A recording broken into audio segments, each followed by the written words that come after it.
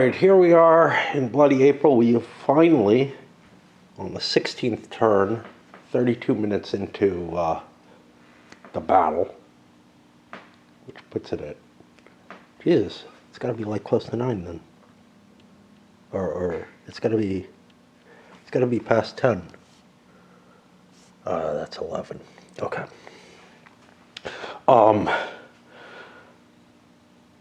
Something matters about that, though, but I don't remember what. We have finally gotten our first dogfight started, and we got a couple of planes engaging up there. And you know, it's funny because I do still have enough interest that I'm like, my brain is starting to think about how I would want to structure the campaign scenario that I'd want for this. One that covers Bloody April. One that covers every day and that you fly again and again. You know, it would end up being something like doing my Fed and Emp of playing out the scenarios for SFB. But there is a part of me, now that I'm actually fighting, you know, that wants it. I'm that sick. In order, you know, I mean, I don't know. I always want to, and it doesn't look like it would be all that hard because you have like the starting officers and whatnot, and you could track individual people all throughout. Unfortunately, what you don't get is who got the kills and stuff like that. And you don't have the whole campaign structure that allows players to really generate characters all over the fucking place so that every captain, not every captain, but every pilot and every gunner is kind of recorded for their value. You could do pilot-gunner pairs, right? There's just something that drives me towards that. Even with all the hassle that I've had moving forward, I'm like thinking, yeah, is this really that much worse than SFB? Or it feels more on the lines of Car Wars to me, where there was a little bit too much measurement or whatever, and it may just be that, you know, I came to Car Wars a little later than I did to SFB. And I've come to this a lot later, and it's like I'm just less flexible and less willing to undertake huge amounts of effort to get all this detail. But the other thing is, that's just missing from the game. It could be put in. I wouldn't be shocked if there's some C3I stuff or something, or some fan stuff out there that's like, here's how you do the whole campaign. If I loved this game enough, and that might be tolerated, is enough to do it, I could actually see wanting to do that. And on the other hand, I also want to do let's take the dogfights and shift them into a tactical game. The problem is, I could do it with a tactical game like Blue Max, which is pretty abstract in a lot of ways. It'd be a lot harder to do it with something like Wings, which is what I'd really want, because that has the detail, that has all the oomph that I want. And in both cases, even with these big piles of planes, I don't have all the planes that I want. Notably, I don't have my falls, but which is I really like in Blue Max. It's not that impressive in Wings. I think Blue Max overrates it in certain ways. Anyway, we will get in and conduct more movement, trying to maneuver our way around, and maybe get a bouncer in there so that like this DH2 can get out of the fight safely. Try to save them from von Richthofen in his Halberstadt. Yeah, there's shit. And another thing is, as I put aside the patrol and got the victory points for the scenario out of my mind, and tried to, and I'm getting more into sort of look, what are they actually trying to do? You can call it role-playing, you can call it what you like, but what are they actually trying to do is the key here. They're not trying to fly over that area. That is meaningless. They're trying to force the Germans to engage and to cause attrition and to shoot down German planes, even though they are at a disadvantage. And, from the German side, yeah, they're just trying to do what they're trying to do. They're trying to shoot down the British planes, and that's what they're going for. All right, let's pause for a bit. I got some coffee. I'm almost done with the book I'm reading, so probably before this actually comes out, I'll have done a review for it, but I might actually be doing that tonight. Random event. We took care of the wind effects. The dogfight is the one special case we had to look up again. As with defensive wheels, and for that matter, as with perpendicular wind, it doesn't result in 0.5 movements. The wind has to be particularly strong, and then it can move a dogfight 1 or 2 hexes if it's really strong. And that will put us to detection. Now, I think the guys in the dogfight aren't involved in trying to detect anything anymore. I know they can't get a tally, but I don't think they're allowed to even try to detect stuff. And they can be tallied in there, but that doesn't seem like the wisest choice. But it might be the only choice that you have. I got myself a little stuck on the sun issue. It is east +1 band. I think that means if you're east and a band higher. I could not find it. I looked at SunArc. It doesn't have it here. I don't remember where that was.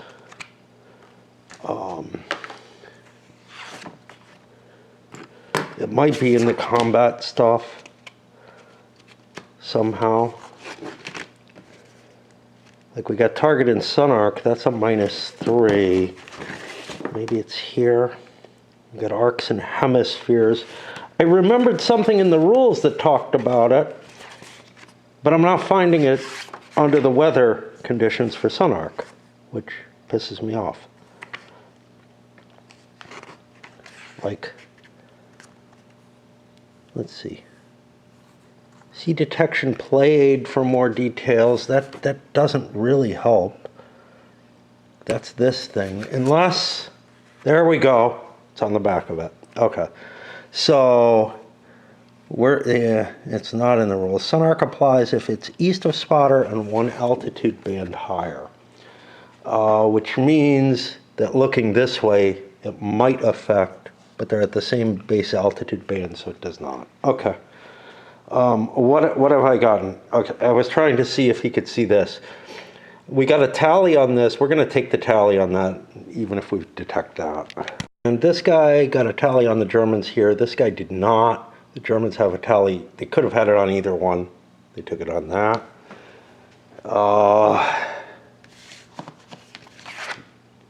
There's our sequence of play. Which means we're on movement. The Germans probably want to go first so they can trigger the dogfight and try to finish off that DH2. I had a chart for dogfights, but this is in the sequences in the rules. I thought there was a dogfight sequence, but there's just this. Both sides declare whether to continue the dogfight or disengage. The defender wants out if he can get it. The attacker will fight. If all attacking are damaged, then the defender disengages. If all defender are damaged or crippled, they must attempt to disengage, sure. Both sides declare to disengage, the dogfight's over. If only the defender declares, then there will be a check made to see by first comparing their level, then dive speed for the current altitude band against the attacking flight. If their level or dive speed is greater than the attacking flight, sounds like I can do either. We are at medium. Our speed is 2.5. Theirs is at 2.5. It has to be greater, right? Greater. Then we look at dive speed, 4.0, 4.0. These two planes are equivalent in maneuverability speed.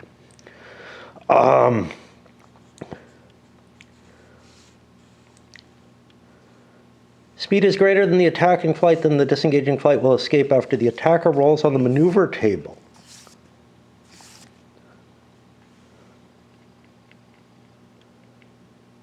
Otherwise, add aggression and maneuver and the number of undamaged airplane as a DRM to what? Good God. We're going to have to puzzle over the chart some more. While I do that, I'm going to switch batteries. The only thing that's mentioned, I'm guessing we deal with the maneuver table. It's kind of odd number-wise. The maneuver table is 13.31. 13.3...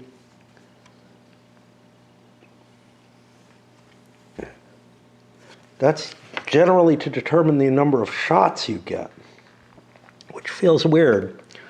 But will escape after the attacker rolls on the maneuver table. Otherwise, add aggression and maneuver and the number of undamaged airplanes as a DRM. Now, both sides then roll a die. Yeah, no, we don't use a table. And add their total DRM. If the disengaging flight has a higher total, they're successful and will disengage from the dogfight. And I think it still is going to result in the attacker getting a maneuver table roll, even though that was mentioned up here. Okay, so what do we have as DRMs here? Aggression and maneuver. We know the airco's aggression is -2, and its maneuver is 4. So it's got a +2. The Halberstadt has a maneuver of 6 and an aggression of 5, so it's +11. Use the blue die for the Germans. They roll a 13.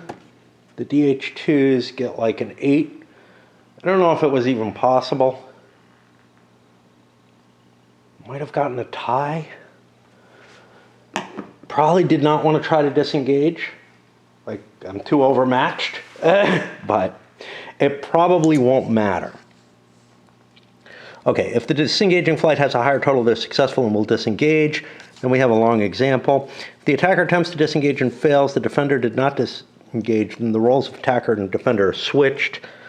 If the dogfight continues, both sides roll on the maneuver table with the following modifiers: aggression maneuver rating, disengagement attempt result, and fatigue. The fuck is fatigue?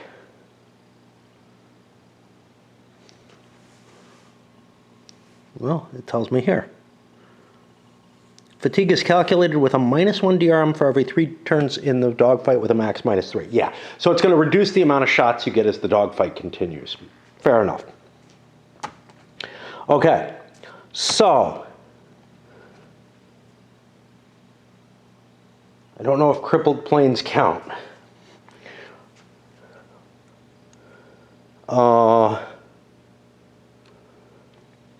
Let's look at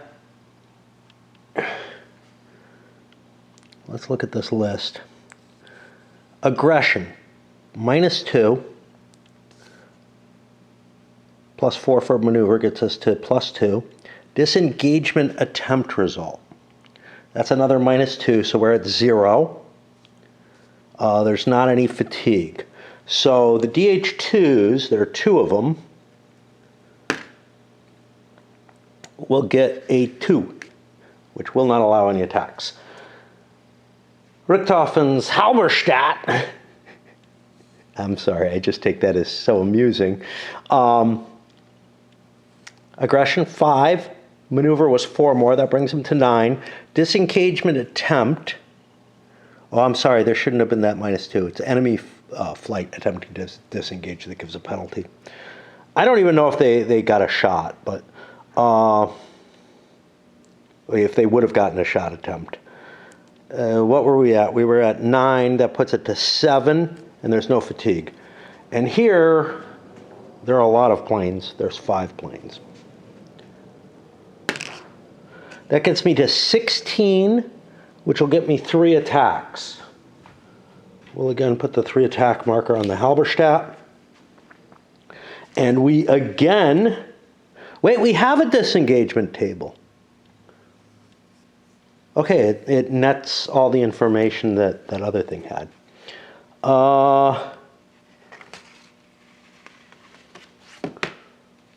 Shot resolution. Combat value of the selected weapons. We did this before. We have a firepower of 3. This has a damage factor +1. So they're 4 points each. We'll just roll them together. 6, 5, no effects.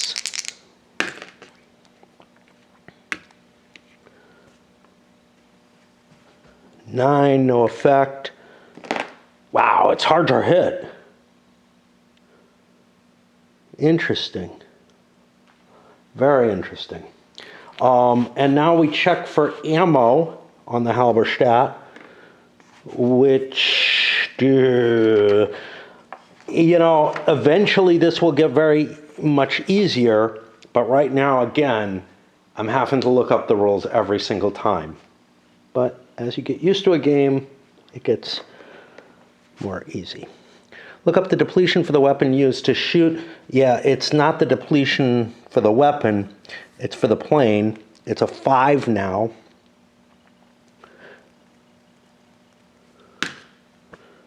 Which goes to 8, which means it goes up to a 6. Of us now, that was the German attempt. They did 1. You know, I could do something similar. I could like flip one of these markers or something to indicate that the plane's already gone. You know, just like rotate this. That might help if I'm using. Yeah, again, it would be so much easier to have little cards for the planes, but you need a lot of them. You need a whole lot of them for some of the scenarios. This is a tiny, tiny scenario. The important thing is, by doing this, I prevent the Brits from being able to be a bouncer in this, because you can only do it if the dogfight hasn't been resolved yet this turn. And I'm going to need some kind of markers for these things, for what got resolved or not. Even with just a few counters on the board, I need these. Yeah. Remember to expend that endurance. That would be another thing. So I don't know when the endurance is supposed to be marked off, whether it's at end of turn or as you make the maneuvers. Remember, it's an optional rule. And I don't think it's in here, which is, because it's optional, which means I go look it up again.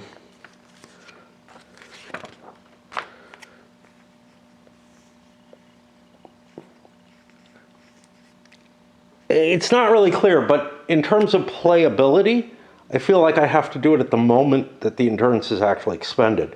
So that dogfight, I had to remember, take a couple endurance off of the 2 flights that are involved in it.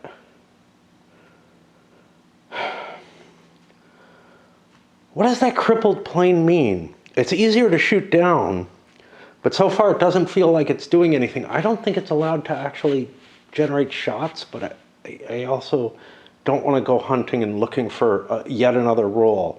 Like, it's the problem with learning something like this. I'm left wondering, you know, if Car Wars was never all that thrilling to me in terms of the detail of playing it solitaire or anything. But if I broke out an SFB, big battle like I used to do, I don't know if I could still handle it. I'm just remembering, you know, sliding the marker down the impulse track slowly, moving each piece by 1 space, you know, every now and then, all that stuff. My taste may have just changed over, you know, essentially pretty close to 30 years. I do remember playing the big campaign more recently, not by a lot, but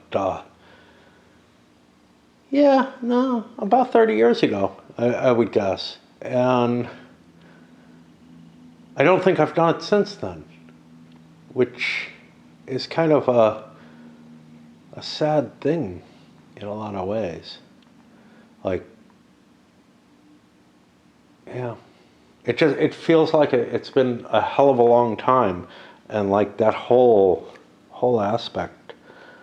I may have just gotten so much more used to not playing such fiddly games that all I'm remembering is the me of 30 years ago enjoying it, and maybe the me of 30 years ago would have loved this. Sure, the usage of a lot of energy, a lot of fuel on the planes makes a lot of difference. So what we had here, the Brits, whoever this guy is, Todd, he sped past the German plane, running through its hex. It doesn't have any chance to intercept or anything like that, and is now in the dogfight hex and is seeking out that patrol zone to try to get some victory points off of that. The Germans went next and are trying to turn. Now I'm using the off-map portion. Probably shouldn't be able to, because there might be artillery down here and stuff like that, but I'm just like, yeah, I wouldn't be turning into the enemy, you know? I just feel too restrained and too constrained by this tiny map. It's kind of funny, there's a lot of map over here. Like, there's a lot of width to the map. Some of it includes aerodromes and stuff, but there looks like there's quite a bit over here that's just kind of unused and everything. I don't know. I'm just like, damn. But we have like a line here. Is this a trench line? Or is that something else? It looks like it's a canal. Yeah, so I think the trenches don't go any further back than here. Although we've got stuff that looks like trenches here. So I don't know. But those look like, oh no, those would be German trenches. I don't know what happens to the British trenches. Like, do these different lines just move you back? I don't know. But right now we're using the main trench lines on the map. And if anything, the Allied lines would be further, like the line would be further bulged in. This is before the fallback to the Hindenburg line. So I don't know what's what. But anyhow, we've moved all of our planes. I may have lost my train for a little bit. Kind of moving at normal cruising speed as much as possible. The only spend one point. The Germans and the Brits are trying to climb, get the altitude advantage on each other. That should be end of turn. This should go up to a 2. Is there something else I'm missing? I'm missing the, hey, you have to check to see if you can keep your tallies. That's what I'm missing. Almost out. All tallies were kept. Again, you know, you had to roll for each plane here that's not detected, roll for each pairing of planes here, and then everybody who wants to keep a tally has to roll here. A lot of effort put on this detection shit. Into turn 17 here, nothing happens particularly exciting. Germans pick first and draw that so that they can get the dogfight before what I think is a British plane on top of it, which might be able to join. I don't know. And this time I think the Brits are not going to try to evade the combat. They're going to hope to get a shot in or something. Because, well, yeah, they basically have no chance to evade. That's the problem. They have no chance. Those DH-2s are just too slow. I might have a 1 in 10 chance, but I think it's only to tie, which is not sufficient. This being no last combat, I only rolled 1 die. It says 2 dice for the shot resolution. I got 3 attacks again. And we're at +4 again. And Brits still didn't get any shots. They might as well try to disengage this. Less chance they get hit because there's some penalty. 10. I don't know. The first time I may have rolled 1 die for each. 10 plus 4 is 14. That's an airplane damaged. 15 crippled. And 15 crippled. Okay. So we go to damage allocation. Damaged was the first. The result is the number of... What is this? I think... Oh, this is the number of aircraft there are. So there's 2 aircraft. The first one was being damaged. That would hit 2. That would hit the first airplane. That is not the airplane that was hit.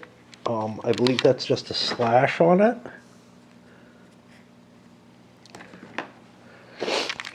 Now,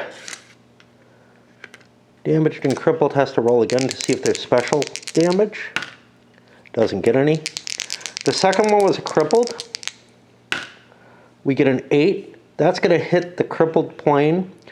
I believe a double C destroys a plane.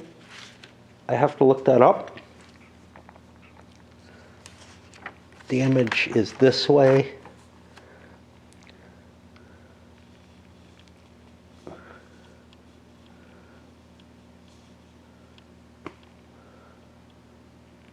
How do we destroy it? Airplanes that are shot down, no. So if the result is C, the damage is to the crippled airplane. Otherwise, allocate the damage number. Roll to allocate each one. Results can be allocated in any order by the attacker. If damaged or crippled is damaged or crippled again, the damage is increased by 1 level. From damaged to crippled, crippled to shot down. Okay, so the crippled plane has just been shot down. We can roll on the chrome here. We shot it down in flames. We kill, and I think that circles it, this one. And now we have a crippled result on a damaged plane. That's also shot down, if I read this right. Where was it?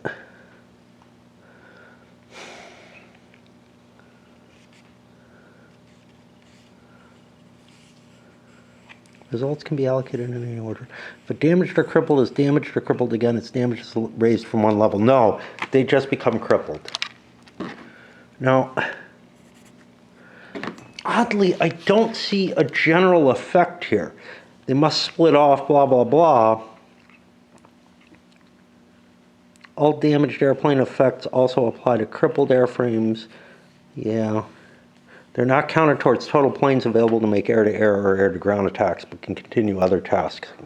Okay. We do make a special damage result, though, for crippled. And we get a 9. He's got a dud engine. I think there's a counter for that, but this seems like the perfect time to write it here, because I don't want more counters on it.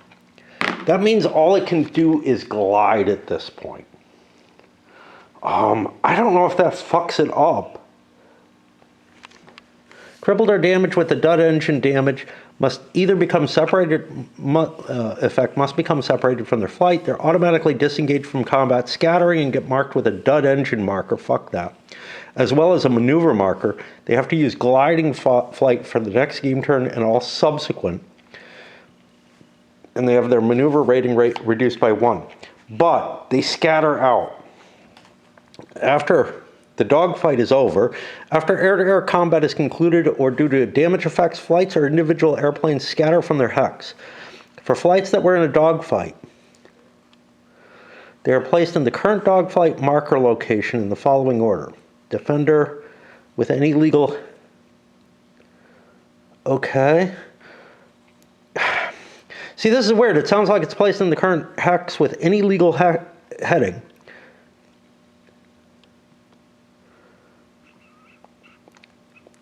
Roll a die for each flight in the combat or airplane due to damage effects, and follow the instructions on the scatter diagram. Like, feels like there's two things here that are contradictory, and maybe I'm just not reading right. I know it can have that problem when I try to skim through. After air-to-air is concluded or due to damage, flights or individual airplanes scatter from their hex. Sounds like they're leaving. For flights that were in a dogfight, they are placed in the current dogfight marker location in the following order. Defender placed first with any legal heading, then attacker is placed. Then it says, roll a die for each flight in the combat or airplane due to damage effect, and follow the instructions in the scatter diagrams. If instructed to descend, I think I scatter, but it sounds like I'm placed in the same hex. I don't know. Again, this game does not. Okay, here's scatter. Following air-to-air, so part of my question is, do I not scatter because I was in a dogfight? Does that keep me in the same hex? So maybe we look at dogfight. Following air-to-air combat, flights must follow. Check for dogfight status, 13.41.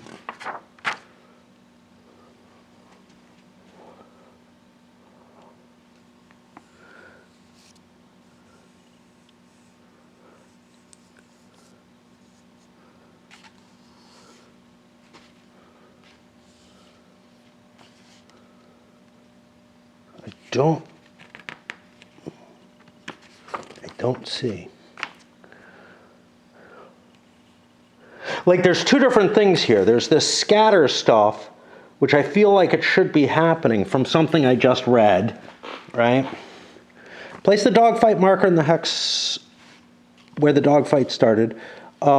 This is if we just made a dogfight. If no dogfight occurs, we do something else. Neither of these actually happens. Neither of these actually happens. This is the after a combat, what you do, and it might create a dogfight. Wind-up check. All flights in an air-to-air combat roll a wind-up check after combat's been resolved. Now, something led me to say I had to go to the scatter roll, and I don't remember what.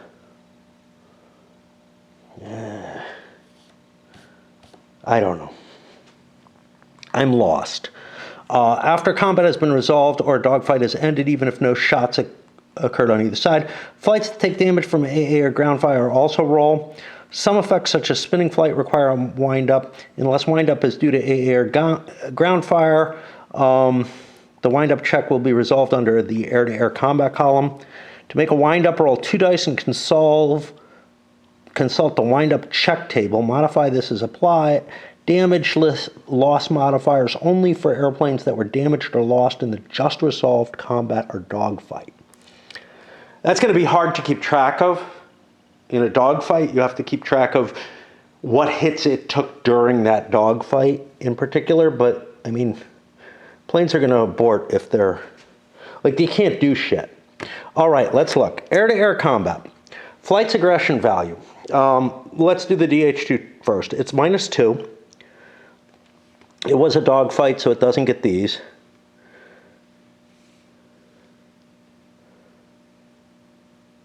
Another -2 for 2 friendly airplanes fucked up. -4. -5 because it's a single airplane.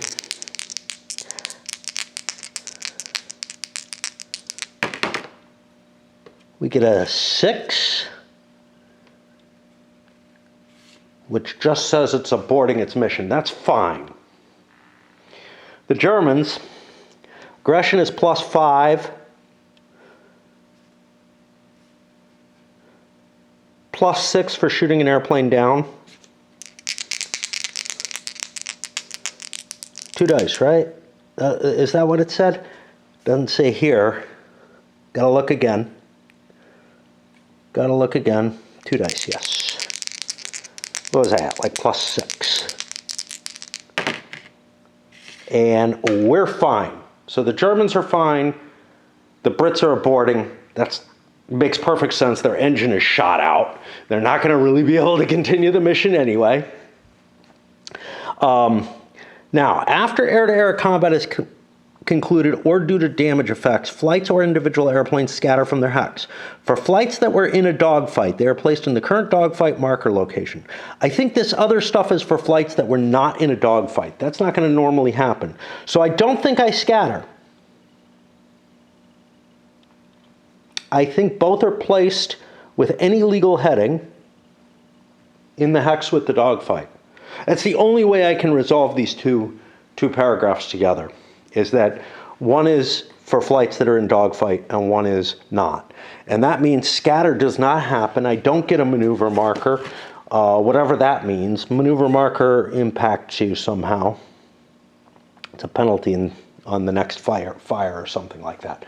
I think what works is that this game's, without dogfights, this game becomes closer to Richtoffenswar, where you're flying in broader patterns, trying to get shots in on people, but you're not doing it from a hex away, you're doing it from within the hex, and that makes sense because the scale of this is larger.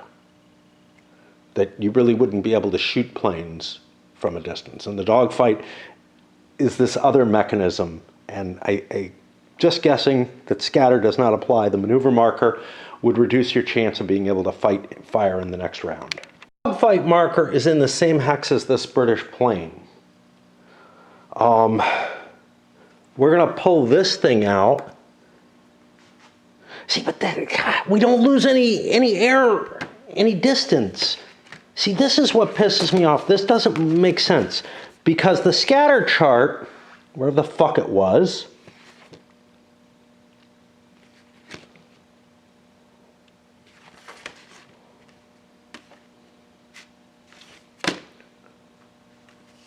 somewhere,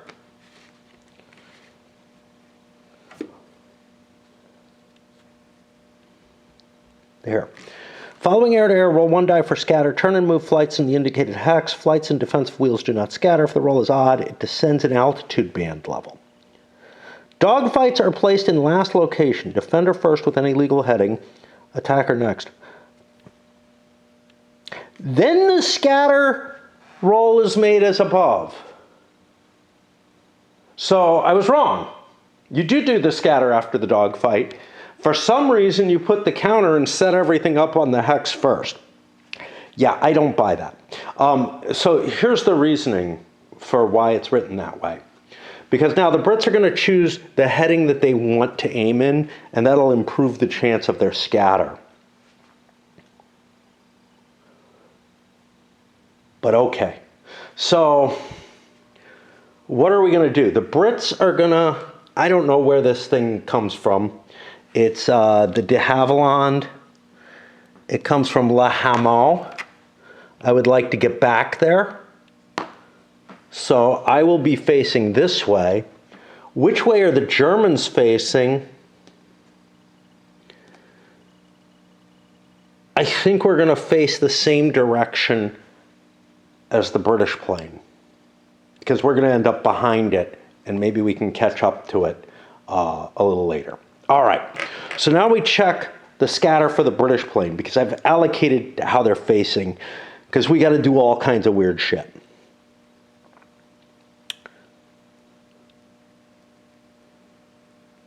And we make a roll.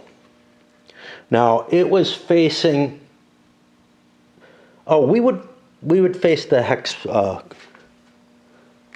point there. We rolled a 0. That is even, which doesn't reduce his height and puts him directly to the right. So we are going to be, we were going to be here. We're going to go here, and we get, I guess, that same height because we didn't get a height reduction. So we'll put a medium +1 on that. Now that thing has a dud engine. I did mark that otherwise. That's a counter that's over here somewhere or another. There's one. Let's put that on top. just to get the maximum counterage. Now, I am trying to avoid it by writing here, but you know. And then the Germans, how was I going to go? I was going to allocate flying in the same direction as that British plane, which is to a hex side. And we roll a 2. We go back and to the left. So we were heading this way. Back and to the left will be this hex. We got an even roll, so we also get that medium 1. I've already paid for the, oh, this is going to run out. I've already paid for the endurance for those 2 planes. I have to remember those 2 planes have gone. I don't know. That was the Halberstadt. I hope I took off the right thing. And the DH-1 here. And we're going to do it like that because things are getting too crowded on the map. Okay, so interesting thing here. Remember I was looking for the dogfight sequence? It's right here. In about the best place you could put it. What's on the other side of this? Nothing of any value. Okay. But dogfight special rules, I did not note this. They lose altitude band every 5 turns. That wouldn't have happened here. And then these other things are special cases that we have already accounted for. So it's on a British chit pull. The Brits are not in the same hex as a German unit here, I think. So we'll try to figure out what the fuck we're doing. 0 on the Brits, so they don't move, but I forgot about something. When you disengage from a dogfight, something special happens. I believe you come out undetected. Right here. Come undetected, 15.3. Following air-to-air combat, all participant fights immediately become undetected. Replace counters with a generic counter on its undetected side. Well, that's interesting because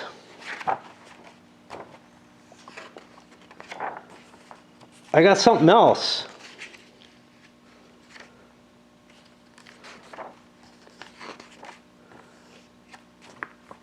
Flight counters, blah, blah, blah. Units will also have a flight identifier.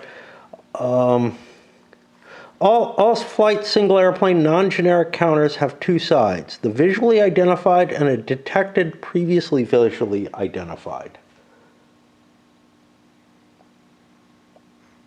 But I think I flip all the way down to the undetected from here. We've forgotten what these planes are that have come flying out. I mean, we know, but the advantage of that is I can put a dummy there and then it can confuse stuff even more. But it does bother me that I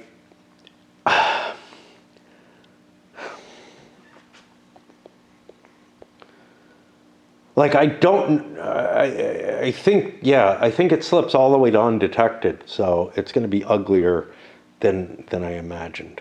All right. Take a whole big stack of lots of counters out and have to rearrange them and everything. There's always this sort of puzzlement. Did I get everything where it's supposed to be? Yeah, I don't know. I do not know. But yeah, we have undetected markers there now, and we're on the German draw to see if they get to move a plane. Like, if they get to move a hex.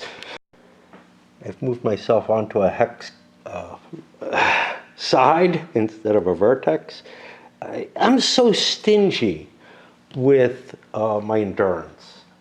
This is something you'll notice in a lot of games for me. Like, I'm like, yeah, I don't want to go full throttle or whatever.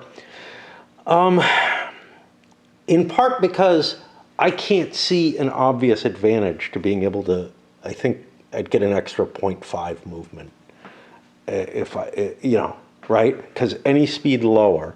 So this thing is going 3. I want it to climb, so that drops it to 2.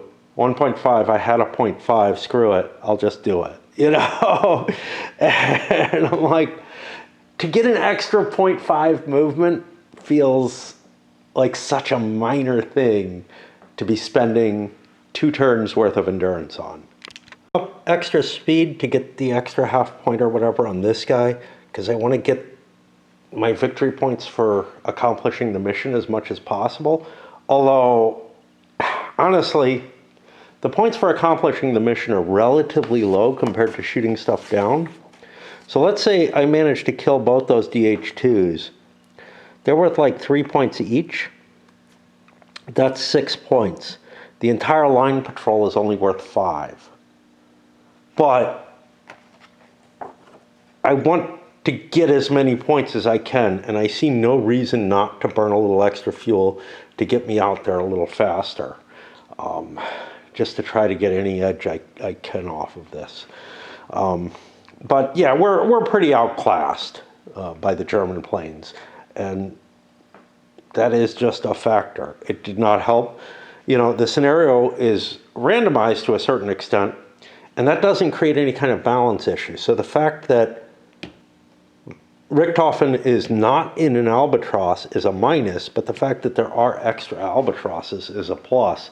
You could get the optimal situation, you know, and you also roll for how many planes are available in that second flight of German planes. That could be a major factor. So it's like,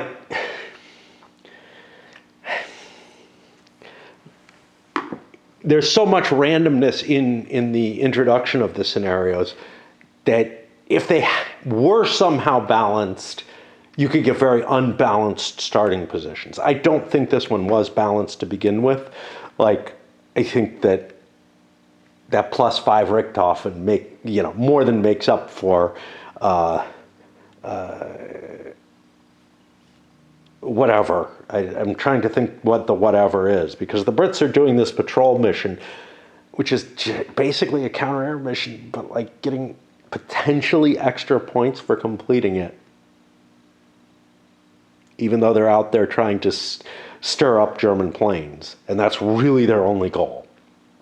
That puts us to almost the end of the turn. I still have to roll for any tallies to see if I get to keep them. It's kind of interesting when you fly out of the dogfight undetected. There's a vague reason to have a tally on a unit in a dogfight, which is that if you bounce into the dogfight, you get an advantage. That's, I think, the only reason you want to tally on the dogfight itself. Yeah. Lost their tally on this. That does push us forward into turn 18. And again, I'm so worn out that, like, there's just no way that I can do another turn immediately afterwards. And, you know, I got counters in mixed up places, but I've spent the endurance off of them. There's just not an easy way to mark which planes have moved and which haven't. We'll get to that gliding flight next turn. That's something we have to look forward to, more rules lookups, etc. But that's the way you learn the rules, right? Like, by actually moving the pieces and getting them to work. It's just, there's so much in this. And it can all kind of, mostly, be looked up as you go, as you're learning. Yeah, there's some bad decisions you might make in terms of, like, you know, how fast you're going and stuff like that. Some of the plans that you're making to fly the plane. But it's very much the same way if I ever get around to playing Knights of the Air, which actually is kind of interesting solo compared to most air-to-air combat games. Because it's kind of sequential, the order you play. It has to do with who's tailing who and whatnot. So it's not a plotted movement game, which makes it particularly intriguing to me. The thing is, you know, like, I loved Blue Max. It was so much fun to get together with people and just play something that simple and light.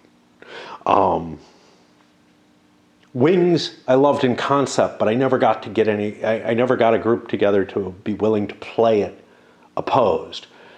And that uses plotted movement the same way that, like, you know, Wooden Ships and Iron Men and stuff like that do. So it's very, very hard to play opposed. And Wings also uses a movement plot, although it's a little different. You select a chit or something like that. You select a maneuver.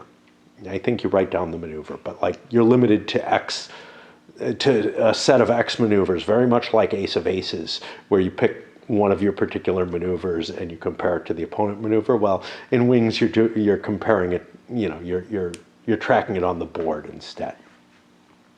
But none of those really work well as opposed games, as solo games. Whereas in most cases, one person has to commit to what they're doing before the other. The idea of like this, I have no idea what he's doing, and he has no idea what I'm doing, and we'll see how we line up at the end of it. That's the Ace of Aces Wings model. That does, Ace of Aces Blue Max model. Absolutely does not make sense. Wings, I think, gives a little bit more.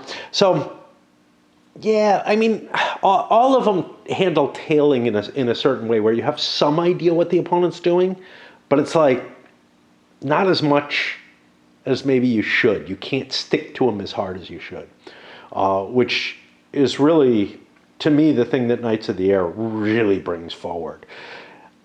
I wish that game had more planes for it by so much. Anyway, this one kind of gets you a mix of things with the chit pull type mechanism. I'm not a big fan of chit pull, but I kind of like what it's doing in this one. And yeah, I know, I'm just babbling right now. That's life. Oh, battery did not charge. After the wind and the detection phases, this is the position we're in. A lot of -5s all over the place. This one's got a +5, the glider. The Brits managed to get tally, I think, on everything, basically. It's just, it's such a cumbersome system. The Germans didn't manage to get anything, but that means this German is now detected again, identified. Everybody knows where he is and how he is. There is something a little funky about the whole thing. It's kind of like, yeah, I have the visual identification on him, and, well, he just came out of the dogfight, right? I think they both got sufficient to tally, but had only one gotten the tally and the other one failed completely, the other one would still get the advantage of visual identification. And there's no way that that information could be transmitted or anything. These are not radio-based, right? So, but the detection routine is complex enough. I wouldn't want to make it more so, you know? I don't know. Anyway, that's going to throw us into the movement phase.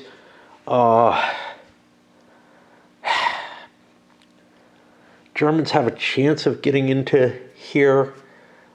I think they want to go first and try to do so.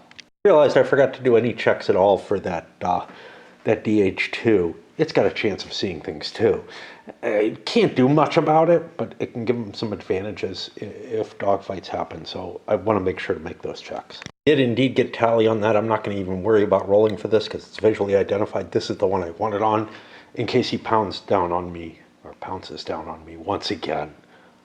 Although you may want to chase down the units that can actually do something. That thing, yeah, it's not shot down, but it's out of the scenario, essentially. So that may be good enough to let it just go. I realize there should be counters for the dummies in play. They should have been put at the end of the last turn. I'm going to pretend the British one is under there. I don't want to dig down and throw another whole fistful of counters down, you know, to try to represent the situation of that glider. The German plane was detected, so this would have been detected as well. But honestly, this thing, I get detection results against this as well. So let me make sure it is on the board, because there would be a lot of different checks that I get to make on it. Chances are it failed. Chances are it gets detected and goes away. Not, so when I do actually have to move, I'll try to remember to put that back in. But again, the actual physical components are getting in the way of being able to play the game appropriately. It's just, there's too big a stack. And you know, I talk about SFB. SFB has something vaguely like that, which is you might have hordes and hordes of drones and stuff moving around. But they can be represented with one counter representing a whole bunch of drones, and you just mark that down. They can be represented, for the most part, you end up targeting them all at the same place and whatnot. They're just, like, it's just this cloud of stuff moving, right? And there might be one moment when it's kind of bad, but like, just even a single plane is generating way too much shit on here. Now, it is possible you could stack everything in SFB, but there's a danger to doing that, so people don't do it. I am shocked that anybody plays this game on a physical copy. It just, it seems unplayable to me. Just the amount of informational counters, you know. One plane can have like 4 or 5 informationals on it. Let's draw one of those zeros. The Brits get a 1, which put them in a hard position. I moved this plane forward to do the patrolling, because again, that DH2, I rolled a die to make the decision on this. From the German point of view, I had already decided I'm not chasing that. But I might do it now because this thing moved away. Now it's more appealing to hit that because I'm not going to get a hit on this. And I might be able to get it later. One of the problems with that is this big old Halberstadt formation is running a little low on ammo. They're at a 6. And with that big aggression, they might accumulate a lot of firings, which increases their chance of using up ammo and all kind of stuff like that. I don't know. The Zero Brit's got a 1, which means I want just the glider to move. That's going to force me to put that thing in there. Gliding flight is not a selectable movement type, but it can be forced by damage or the airplane type exceeding its endurance. Mark it with a dud engine. Dive 1 altitude band using dive speed -2. Speed is considered to be this value plus 1 for AADRM purposes. On expending a movement point, the flight can make a free turn up to the allowance indicated on the turntable. A flight can select any allowable value for its time to climb marker for the new altitude band that it dived into. If starting in the deck altitude band, the airplane will crash land at the end of movement, if not finishing its movement at an aerodrome. Whew. Here's the problem. I don't know what aerodromes exist right now, right? So that's something I'm going to have to look up. Is it just the 3 that are in the scenario? I'll have a hard time making it to La Hameau. Or is it all of them? Or is it some subset of all of them that's greater than the 2 that I have available to me? I don't know the answer to that. And all reasonable. I'm using from one of the larger scenarios, and I don't see any of these that are further forward. Remember, the Hindenburg line is further back, so the Brits would move their airfields and build airfields closer in. I'm just making a guess, and I think this is the closest there is. There's this Filscom farm, which is there, but I don't see any others that are listed here that are closer. So I'm going to try to go for my home base. I don't think I can possibly make it. I'm not, you know, my diving speed, and I'm at a minus on that if I recall correctly. My diving speed is at best 4.5. 5 minus 2 is 2.5. I had a plus 0.5 marker on there, so that got me to 3 moves. So I went 1, 2, 3. Yep. I got to cock units like that to make them work. Again, I just don't see how you can play this in the physical game. But, you know, at least 2 people on Facebook said, yeah, we play with the physical copy. Yeah, okay. Whatever, man. Whatever. Because this could be a lot worse. There could be like 4 units on there. Now I've got to restore this into place there, because this is the dummy. I'm probably letting him know it's the dummy by moving. If I had gotten a move of 2, I would have spread them out. But with a move of 3, with a move of 1, I don't have that option. So I'm probably letting him know it's not the dummy. Because this thing has gotten away. I'm facing this way. For simplicity's sake, I'm not even going to place this. It's just, it doesn't do me any good. You know, if the Germans are going to just ignore it, that's fine. Because I would have had the option, like let's say I did move the dummy. Well, that means I'm sticking around for some reason, hoping to get shot. Yeah, whatever, you know. Germans got the rest of their movement on the next shit. And I moved to the other British plane as well, expending endurance. And now we do a check to see if anybody loses their tallies. The only tallies there are from the Brits. Sort of momentary period where the dogfight was happening and whatnot, where I felt like, oh, maybe it's all kind of worth it. Yeah. You know, maybe 30 years ago I would have enjoyed this. Now, I just don't think this thing is playable. Not on the physical copy. Not on the physical copy. And in terms of like the enjoyment factor that could be gotten, can I get something out of it that it all makes up for all that toughness? Yeah, for one turn, it was kind of interesting. For one turn. Why? Because the movement was kind of simple that turn, and I had the cool dogfight going on and everything. But that's it. That's the only moment that this was at all exciting to me. And now I'm flying to do a patrol when I've already made contact with the enemy and could dogfight him, and probably don't want to go here in case more planes show up, right? But I want to get my extra 5 victory points if I can get them, because I'm at such a disadvantage in air-to-air combat. But even if I wasn't, the tally which is lost is the one from the de Havilland, which nobody cares about. And that shifts us down. And we're almost up to another possible weather change. I think it can happen through the random events too. Maybe not. Hun in the sun. How about that? All right. Definitely breaking, probably for the night. It's Thursday already. I don't know where my week goes ever anymore. It's like, yeah, I didn't do anything. That's interesting. And, well, it did not charge. Once again, we're in one of those positions where things just can't be represented as the game explains. This is on the hex side. This is within the hex. I got to keep track of that.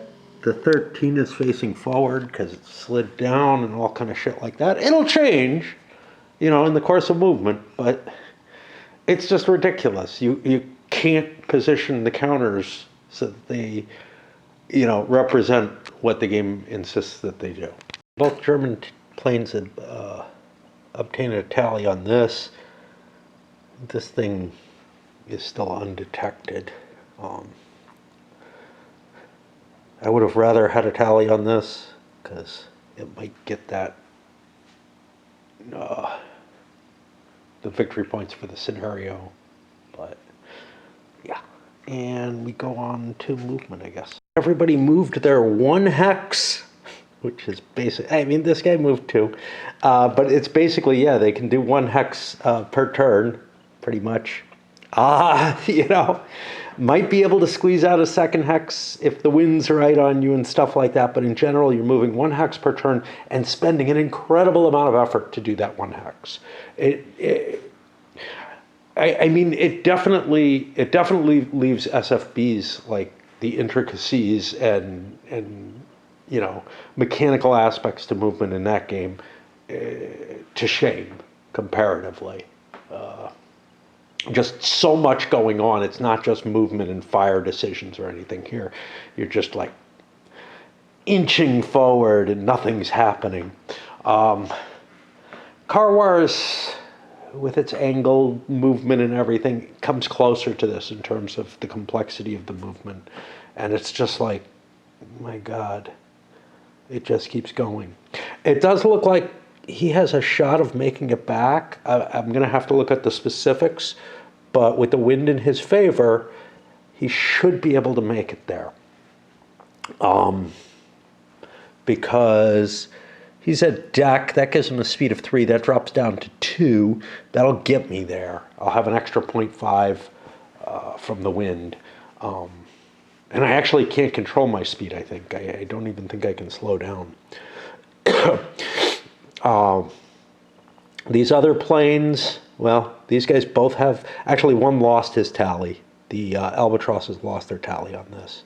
And then each one of these has a tally on it. And it's like, there's a lot of effort to go through for nothing to happen each turn, is more or less the thing. It's like, yeah, when there is a little bit of excitement, it almost warms my heart, but it's ridiculous how much I'm doing and getting, nothing happening.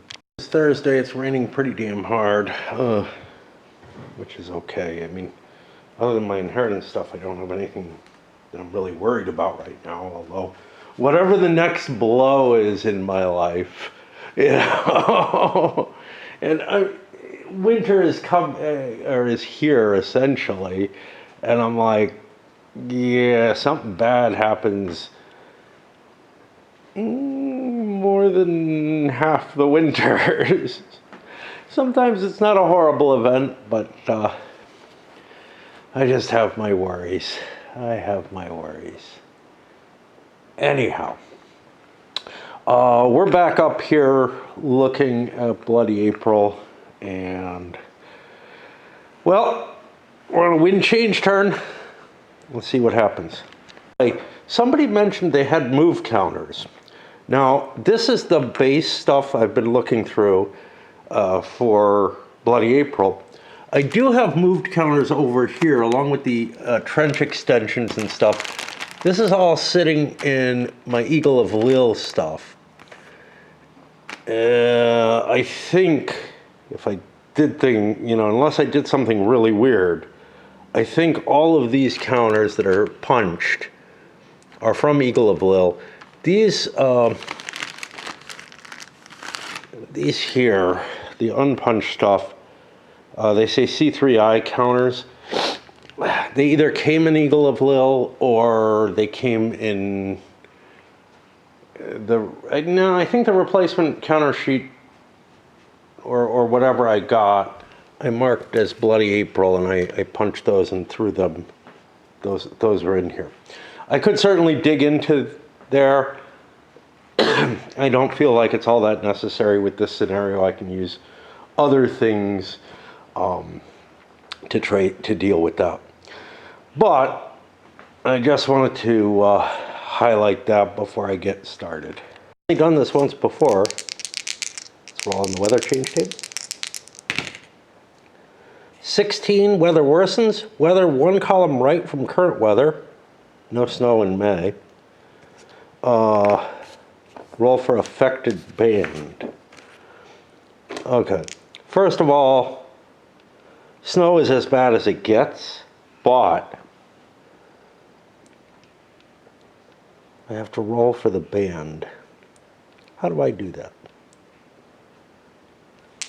I guess it could actually get better by going lower. But it stays at low, which is, I think, what I have here. Yeah. So essentially the weather stays the same. Well,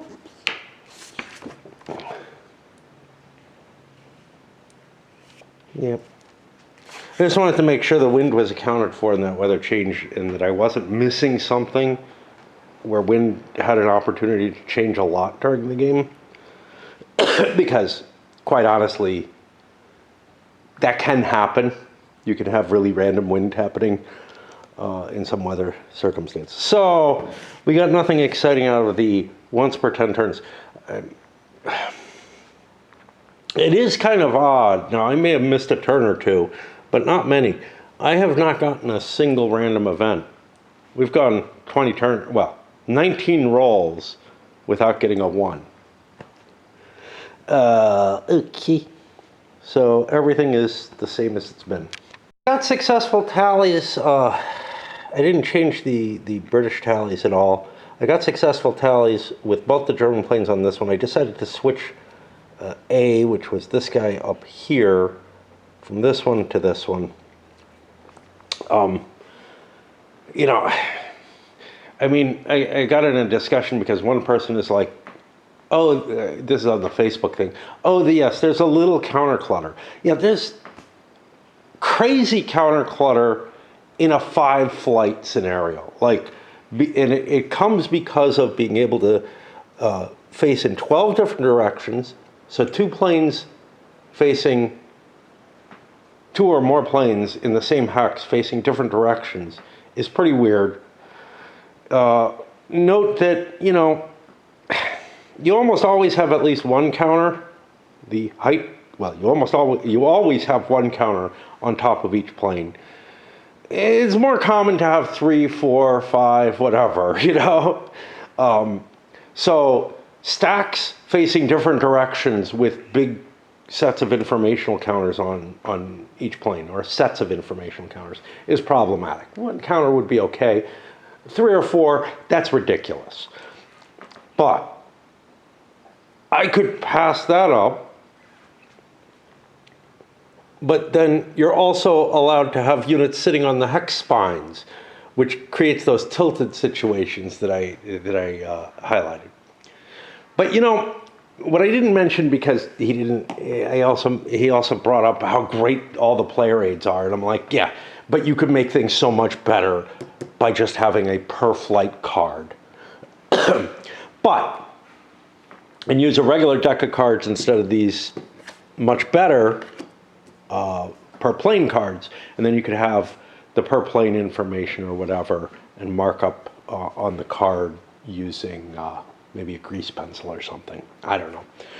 Instead of this log sheet, have all your information on a single kind of plane quality card instead of this heavier stock. But there was something, yeah. And here I am playing with just 5 flights in the game, and I've run into situations that I see as unacceptable already, right? It blows my mind to think about how somebody can play one of the heavier scenarios, of which most of them are, okay? All meant to be a prelude to something else, which I forgot to say. I forgot what it was, but it was something I didn't even put in my comments there, because it wasn't really about the components and the counter clutter, which were the 2 things he mentioned.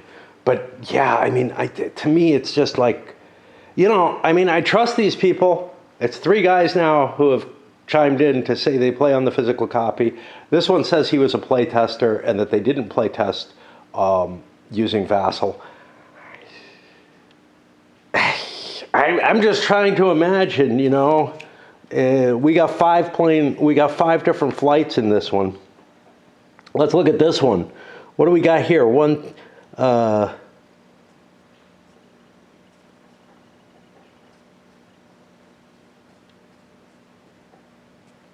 That's 19 Allied flights.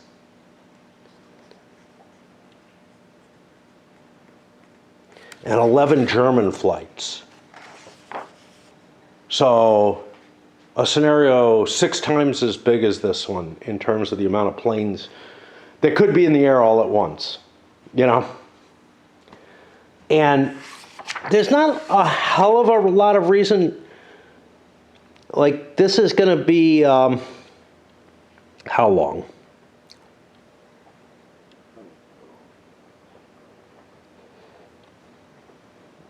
Okay, you play this in 3 blocks.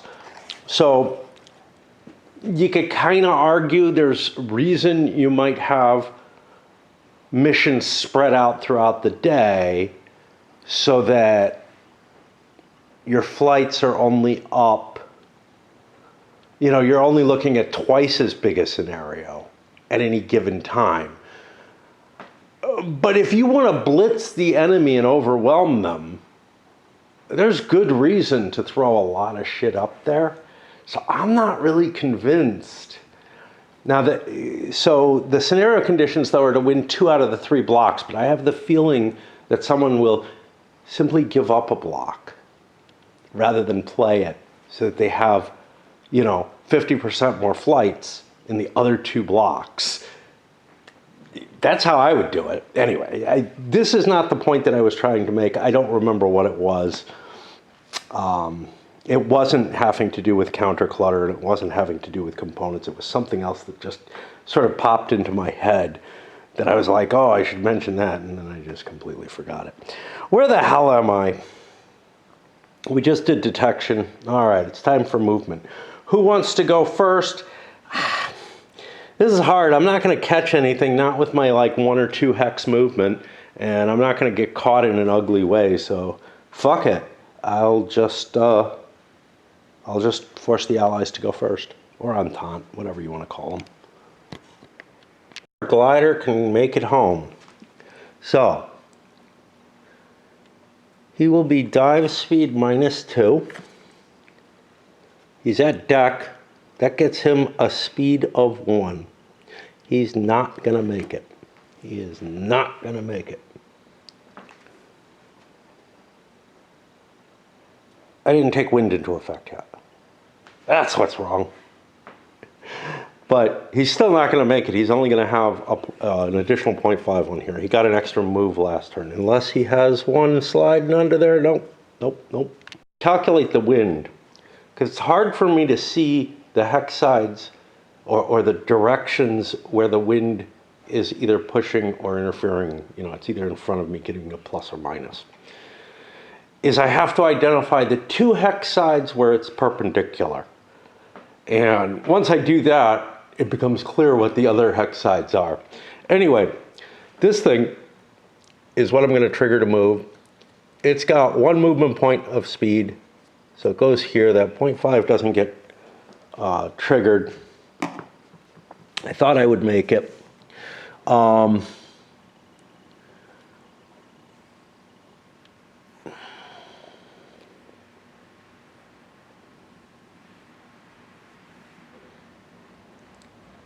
it will drop into the new altitude. That's going to be below the deck, which means I just crashed. But that doesn't necessarily kill me. If a flight's unable to land in an active airdrome, then they are considered to crash land. This will be due to a dud engine in this case, gliding flight. The terrain type of the hex is determined whether the crash is successful or not. Roll for cruise survival on the crash landing table. I suspect that's in here. Again, this is a really unlikely. This is a table you're not going to see a lot. So I am entering open terrain here.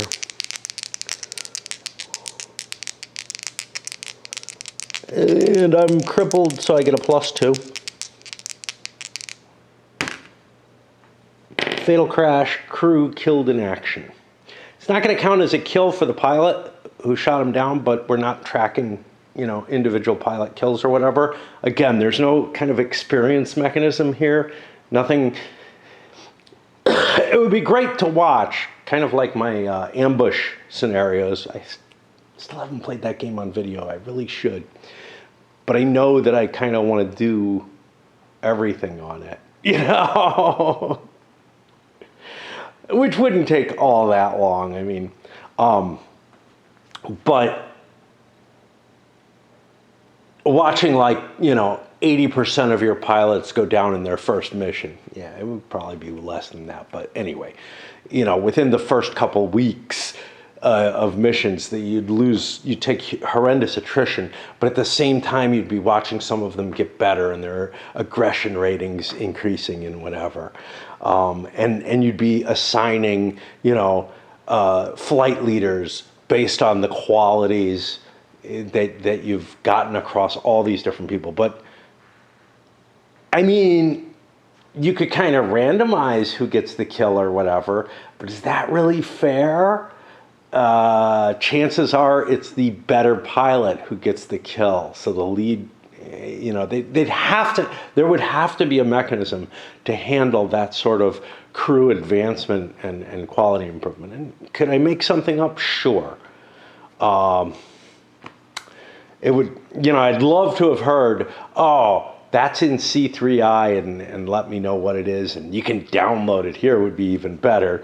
Because I get the feeling it's just a bunch of, it would just be a few charts and stuff like that and some words to go with them.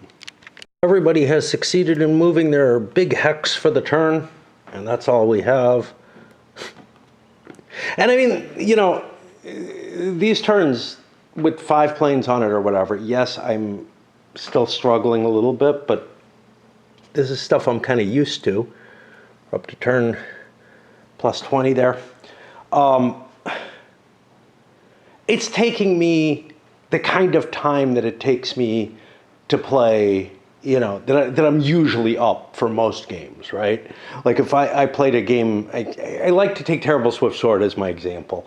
If I play a game of Terrible Swift Sword, up until like deep in the second day, each turn took me like 20 minutes. And then it swings down to like 20 minutes for each player turn, right?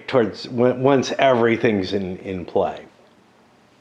And that's kind of where my limit is. I start getting kind of fidgety if I'm up for longer than that. That's about what I'm doing to move 5 planes 1 hex each. It's not quite that long. Call it 10 minutes or whatever. But I'm doing this. I do the weather check and whatnot. I do the wind movement. That's a little bit of expense. The detection where every pair of planes. First, every plane makes a roll because of the ground detection, essentially. And then just about every pair of planes, they have to be within range of each other, but everybody is in this scenario. Every pairing of planes has to basically be rolled for twice, because both have to check to see if they see each other, unless they already have a tally on that particular plane. And then when we get to the track phase, every tally has to be rolled for. The big one's the pairing of planes, but still, I'm doing this and counting the hexes and recalculating and all that. And for the movement itself, the chit pull slows things down a little bit, but I'm doing all these calculations again and again. And those should get quicker, but they're not really all that quick, because you have to look up the plane. I mean, if each person has just flights of their own kind, they can figure it out. But you have to look up the plane, and you have to look up the specifics and figure out, are you climbing? Are you going full speed? All that kind of stuff. This one actually went full speed. It did it sort of by mistake. It's, doing its mission, and then I'm going to whip around and get out of there. And, there's a gap that I can avoid ack, so that's no big deal. So the Germans probably ought to start flooring their planes if they want to catch that thing. Anyhow, it's enough for now. Once again, I'm going to bring up, the game that I loved, SFB, which has a reputation for being ridiculously tedious and all that. I try to compare it because, to me, I say, look, I'm only moving 1 hex per, each ship's only moving 1 hex. That's like doing, a couple of impulses in SFB. Now, it depends on what your speeds are and whatnot. But it really isn't, because I'm doing all this figuring and calculation for each hex that I move, right? And the thing that's kind of exciting, combat barely happens here. In SFB, you're just kind of tracing the thing down. Okay, speed 10 moves and speed 12 moves this impulse, and all the people with those ships move them a hex. Most impulses you just say, oh, nothing's happening, because you're using the big 32 impulse chart or whatever, because they got rid of the littler ones. But yeah, I mean, it does feel like there's a certain comparison there where you're moving just a hex at a time or whatever. to get that pulsing. But here, there's all this overhead going on in between those moves in a way that there just isn't in SFB. I mean, again, it's the detections, it's the effects of the wind, it's the calculations to see if you go a hex or a hex and a half, you know, whatever. Yeah. Here again, the rain just coming and coming. At least it's not snowing. Wind, everybody just took a -5 on them. And, you know, detection, I took a shortcut. I'm like, everybody's got their tally out. I'm happy with where they are. Everything's detected. Screw it, I'm not going to do any rolls. Because they're actually not necessary at this point. So that's kind of cool. By the way, I was thinking a little bit, the designer was suggesting, well, at least you can sell the game, you know, kind of thing. Well, if you know me, I don't sell games, so. Like, he was suggesting that I do so. And it has a good price. That's what I've been hearing from people, that it's maintained its value or whatever, so I could probably get my money back. But you know what? Just for the order of battle information, if not, can I use these components? Can I use this game? Can I do something else with it? Just the order of battle information is worth something to me. I don't know if it's worth the amount that the game cost, but there's quite a bit of information in here about key pilots, about where the planes were based and everything that would be very, very appealing to using for the kind of campaign that I play around in my head. Of course, I never will, but, you know. All right, on to movement. Again, we're in the position the Germans might as well let the Brits go first, because I'm not going to catch anybody. We gotta, you know, we might be able to make a 2-hex move when the opponent makes a 1-hex move or something, but for the most part, you want to be within a hex or two if you have any chance of catching them. Between climbing, which you definitely want to do, because of the dogfight advantage from it, and the wind, which is against everybody right now, even at full speed, I'm going like 1 hex for sure. To another quick move of a hex. Trying to speed this up a little bit. The Halberstadt lost its tally here at the end of the last turn, but it was able to pick one up here. It wasn't able to get this one back. Now to movement again. Funny, speeding up, trying to do 2 turns in one standing up here. I forgot about the wind phase. I've taken account of it, but yeah, I realized, oops, you know, like if you're not following and tracing that, it's so easy to drop things when you're not absolutely used to the system. But like I start feeling cocky. It's kind of a clever element of this game, but too clever, I think, is the whole time to climb system.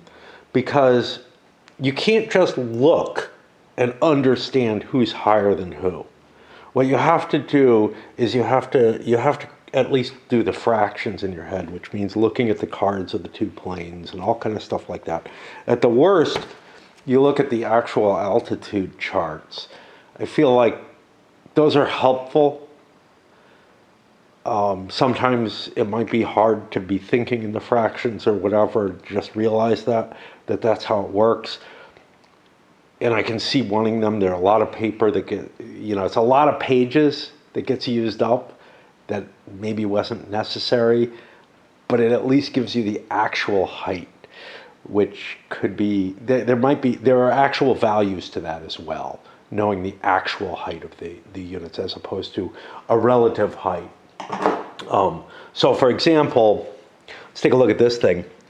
This thing only can climb 7 in the medium, but each of those 7 is 1/13 of the full altitude. And similarly with this can only climb 25, but each one's 1/30th, you know, and like to know the actual altitude that it's at, maybe with balloons or something, you might have to look that up. Anyway, now I'm on the German moves. I was less fatigued. The less I chatter, the less fatigued I get. Okay, so this time the Brits lost both their tallies. The Germans didn't lose any. I'm a little worried that I'm subtracting fuel off the wrong plane and everything. Just all the lookups.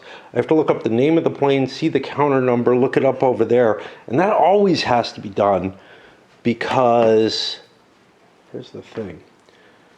The plane counter number for this isn't represented on the counter that's on the map. The counter on the map is a particular pilot in that squadron. I would much rather have the pilot and all that plane information recorded on the sheet, or preferably on a plane card that, you know, that has tracks on it and stuff as well, ideally. Although, you know, depending on the quality you want, you couldn't get this kind of quality with enough planes to handle everything.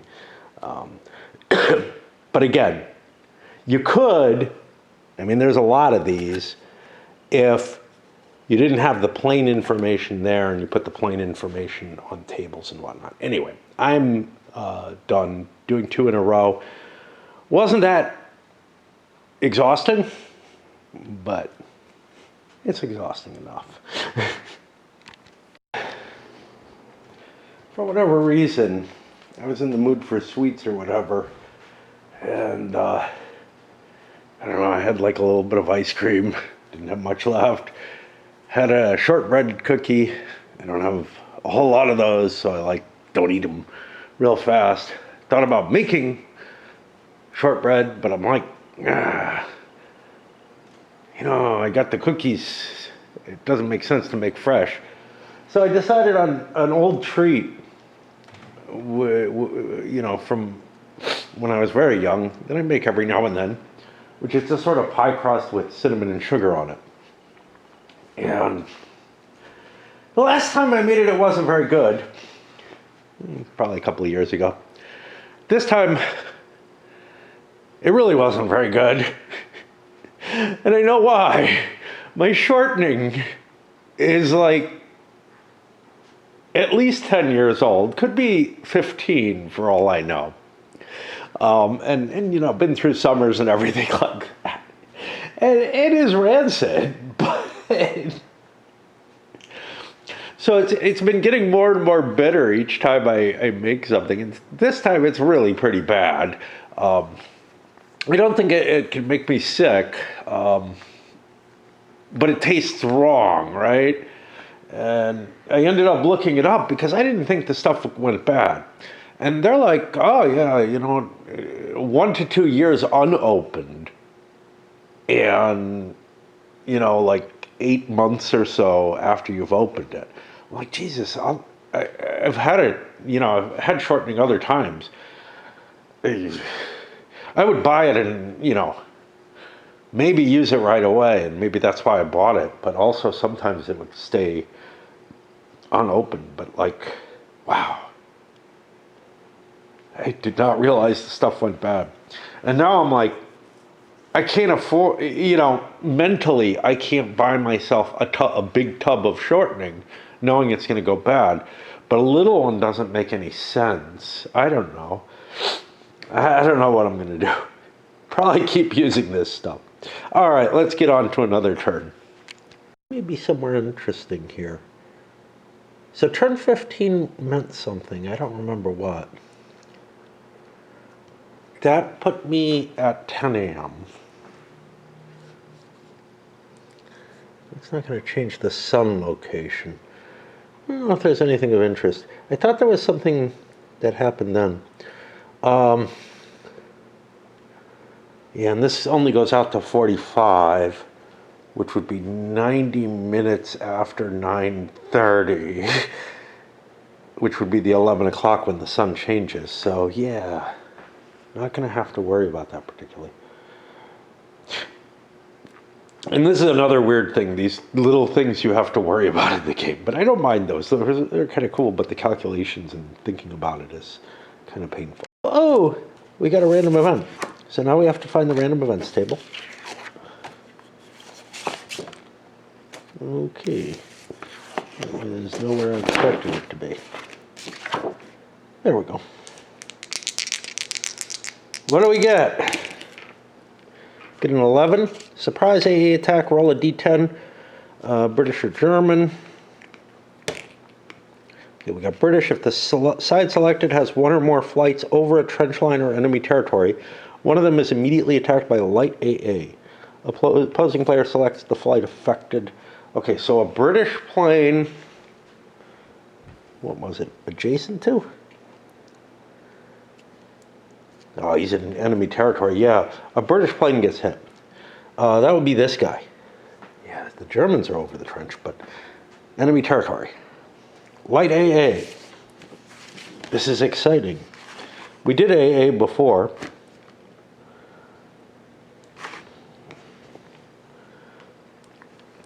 That's this. We're up at medium, which says 18 parentheses minus 1. We got to get the 18.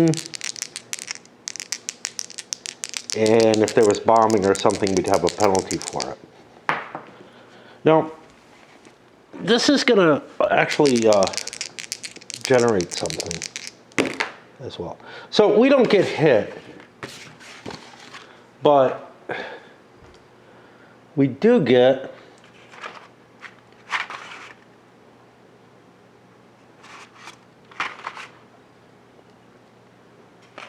an Archie on us, which, you know, impacts detection barely. It's their bonus -5 because we're all going into the wind. Managed to get tally on this, and that should be movement time, right? Yipper.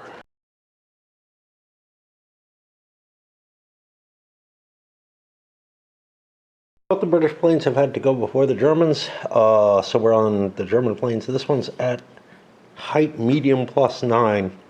10 is the highest number of time to climb in medium, which means if I climb again, I'm going to go up to high, which is okay, but it reduces my maneuver capability, it reduces my speed, and I should have a height advantage on him. I'm at the very top of the medium. These guys can't make it to the top, so I'm just going to stay flying at that height and not break into the next band. That will increase my speed because I don't have to keep climbing. Gaining some ground on this plane on this turn. It may mean that I want to stop climbing with that FE8. This one may want to climb because these guys may drop down to dogfight, and then I'll be able to complete my little patrol mission without engaging anything. Completely at odds with what the actual intention is, of course, without any issue. I gotta check to see if tallies drop. It's just this really annoying, like the amount of die roll checks you make. Are going to try to get the jump so that they can hit this thing. I'm close enough now.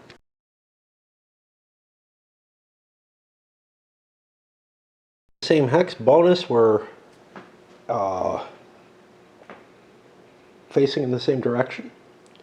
There is something a little weird here. I had to spend an endurance to move into this hex. We're not in a dogfight.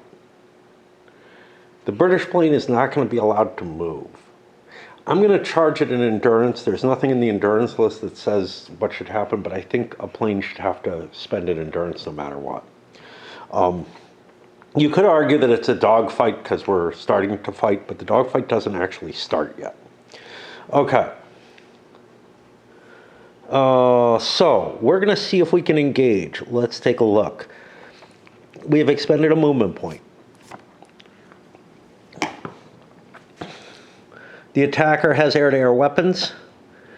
The defender is detected, visually identified, and I don't remember the word. Tallied. The defender's in the same hex and at the same altitude or lower. Let's make sure. I mean, we know they are, but they're at 15 out of 30. And we are at 9 out of 10. So we are higher.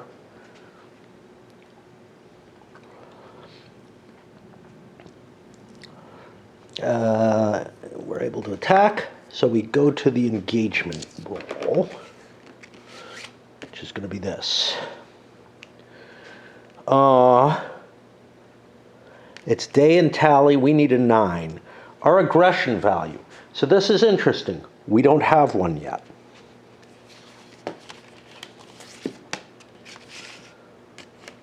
Remember, I'm playing with the option, flight quality. Don't remember.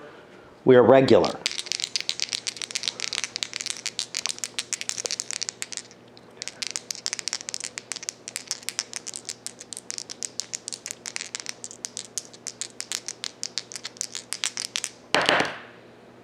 We get a crappy 4. Our aggression is a lousy -2. For funk. And go back to where we were. So -2. Target is lower, puts us to -1. Target, we came in through his rear. Sun arc. Yes, but they're lower. They have to be higher to cause an issue here. So we were at -1. We need a 10. We do not get it. So we're not going to see a dogfight here. But let's take a quick check on, because we have to also check the pilots for the Brits. See how Todd is. Todd's a 13. He's going to be a 0 aggression. And we go back to his roll. We have altitude. The target has altitude advantage, so we're at -2. He's in our rear. He's coming up from behind us, so we're at -3. And we also, we do not have a tally on him. So we need 12 with a -3 means 15. We do not get it. I believe the result of that is neither side is going to engage. If neither engage, no combat takes place, and the attacker bouncer continues his movement. He was going into this hex, so now it's the British turn. Yep. Okay. So this is the final positioning. The Brits have moved here, the 2 Germans following them, this falling back. 1, 2, 3, 4, 5, 6 hexes. I think that's important.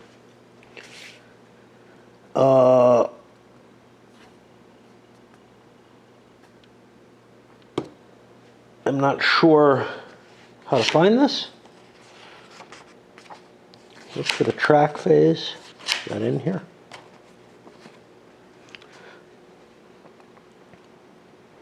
Does not meet the criteria for detection. I'm within range of here. What does that other marker mean?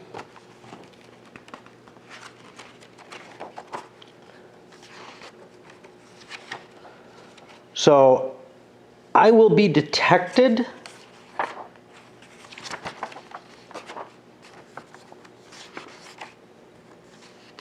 and where's the back side?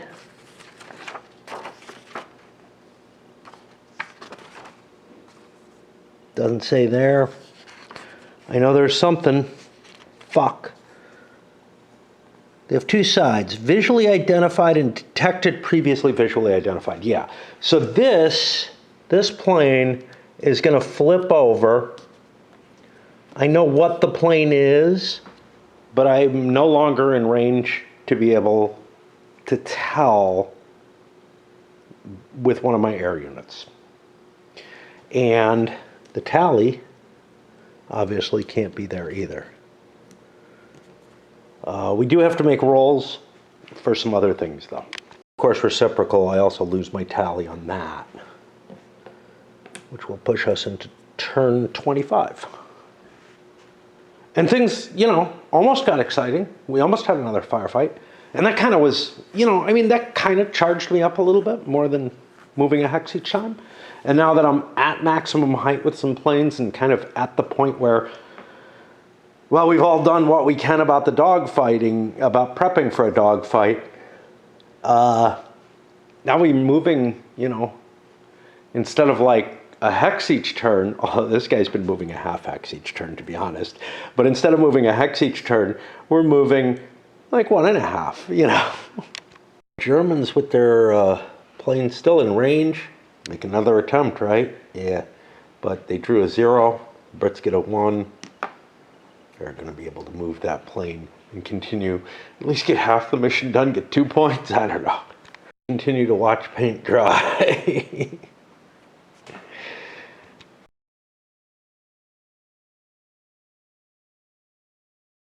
Have kind of gotten a lot easier in a lot of ways because all these planes, they're okay with the tallies they have.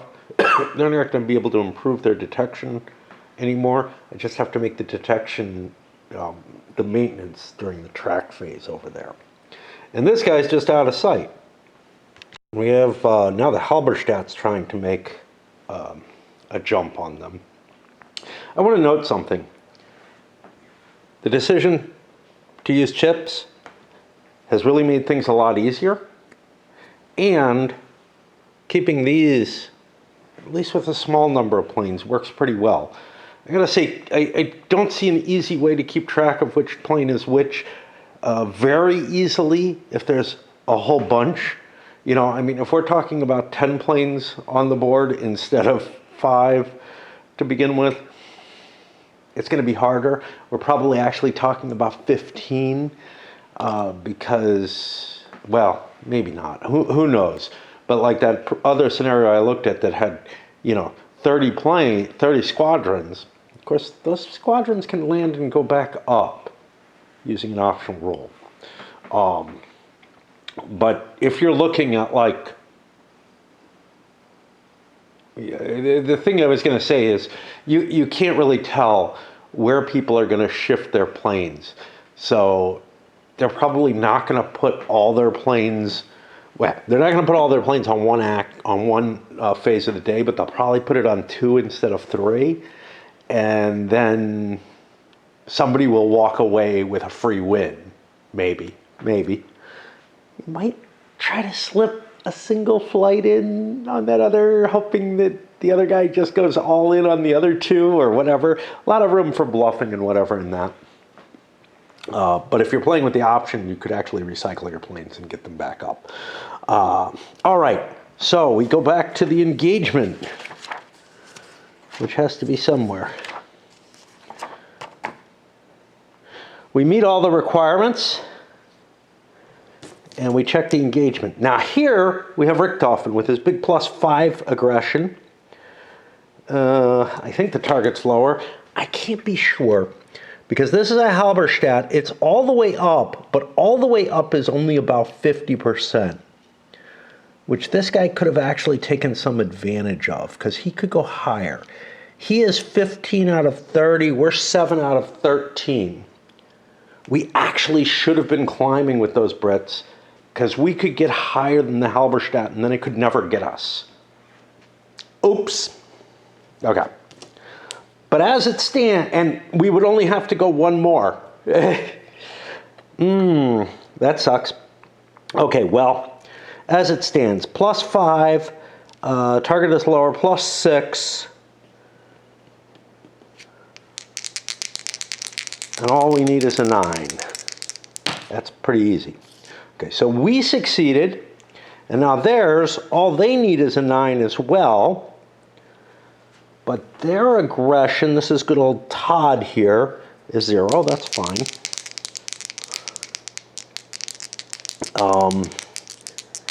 At -2, rear hemisphere -3, I need 12. I succeed as well. So both sides have succeeded.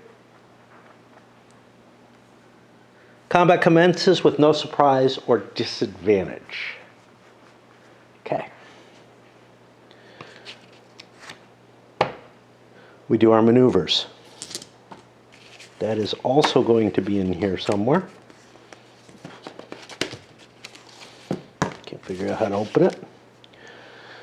All right. The Halberstadts have a total of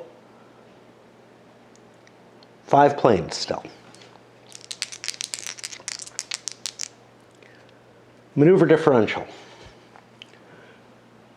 We've looked this up before. Our maneuver rating is 6. These things are a 4. So we're at +2. Aggression differential, +7. Geometry, +8. Altitude advantage, +9.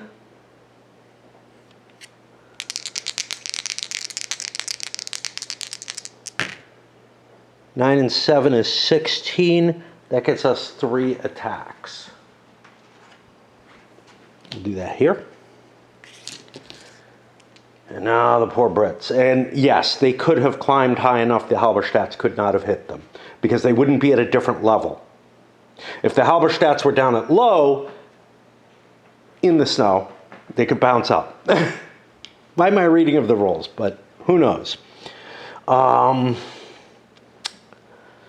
So what do we have here? We have 4 planes instead of 5. Maneuver differential, -5. No, I'm sorry. -2, -7, -8, -9. We do not get a hit. And now we resolve the 3 shots. Again, this is 2 dice, right? Then roll 2 dice, yeah. Combat values. Halberstadt has a firepower of 3. The defense on these is +1 as well. So I'm at +4 for each of these shots. 12. 23. We roll again with no die roll modifier. Ouch. You get too high a roll. That's 16. That's a cripple. And we were at 14, 18, 1 shot down. Let's see who we shoot down first, because we don't want to cripple one, then shoot him down. Got 4 planes. 8. Plane number 4 is shot down. Now this is off of Todd. I believe this is done this way. And now there are 3 planes. And plane number 3 is crippled. That will continue into a dogfight, which precludes him from joining it, because he can't bounce into a situation where the what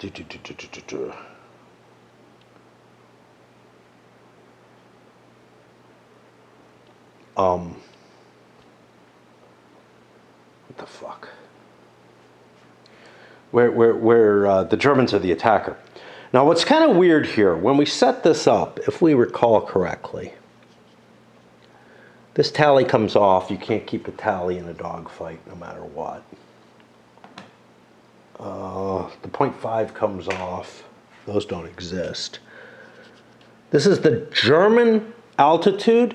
As far as I can tell, that serves no purpose in this, which is weird. It does make sense we'd both be at the same altitude, but I'm not sure we are. Well, we're going to fall.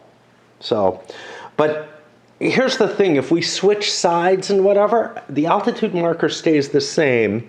And there's just something, I don't know, there's something funky about it. These tallies, one of these, A, goes away, because that's the Halberstadt. But there is still a tally on this guy. He still has an altitude. I am going to charge him 1 fly power because it doesn't... Oh, now I've removed everything. Brilliant. We were here. The one endurance cost that he paid to get into the space, I don't feel like this should either be dogfight or not, right? So this is Todd. Todd is this one. And he has effectively used up his move. He can't do anything. He can't trigger, the dogfight can only be triggered the one time. I think. I don't know, because it was just created. And we only got one German action, so we'll continue on. But yeah, now the albatrosses might go hunting this down, or might circle around in case these FV2s, in case Todd gets out of there somehow. But he is getting shot by the Red Baron and his mighty Halberstadt. Now, over here, we have to worry about the ammo depletion. We have a 6 ammo depletion now. That is still high, so it only goes up by 1. So we're not out of ammo yet. The fight between the albatrosses and the FE8s could be pretty close. Those albatrosses have a shitty aggression. The FE8s might have a better one. We haven't rolled for Hassler here. This could actually, like, if I end up pairing up with this fight, because the Halberstadts end up out of ammo, use too much energy, although the albatross is more in trouble that way, then that might actually be a fairly equal fight. This is not. This is a slightly better plane with a very, very good pilot in charge. So not a hell of a lot else. These guys each move. Circling around the dogfight. Not going to get blown around. No. But we're basically looking at coming back around at him. But he can start his mission pretty soon. I think it starts here. I think we will pause here just because that was kind of intense. We are in turn 27, I guess. As the stacks slowly go down and the planes inch forward. The Allies have already gone, but the Germans here have decided they want to resolve the dogfight first, because that'll give the Albatross a shot to get in if there's a breakaway or anything. The Allied planes want to get out.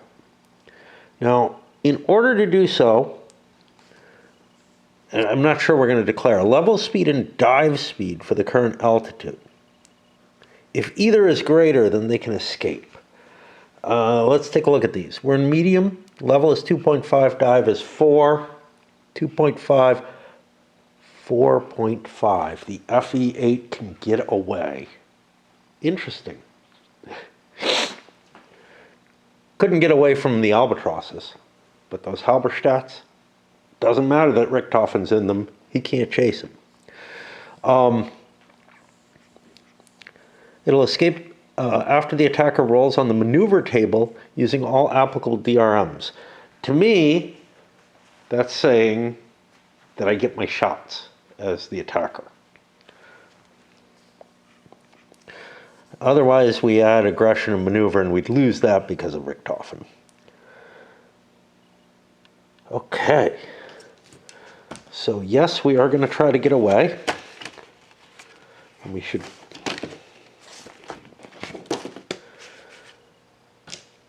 What's the maneuver table going to look like? Maneuver differential? I don't remember. It's +2. Aggression differential? Todd's not too bad. +7. Geometry, none anymore because we're in a dogfight. No altitude. None of this shit. but there is a disengagement success. So we were at +7. -4 puts us to +3. We still have 5 planes.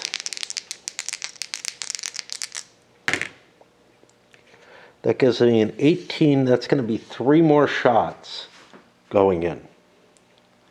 Yeah, I mean, this is the only exciting thing, right? Combat value, we were at the 4 again with the combination of these. Crippled, damaged, shot down. Okay, we do the shot down first.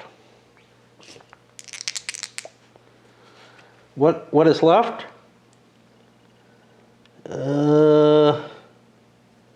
There are only 2 planes left. They're probably all gone. The second one is shot down. Now we're going to allocate the cripple, then the damage, and both of those are shot down. Or both of those combined to a shot down.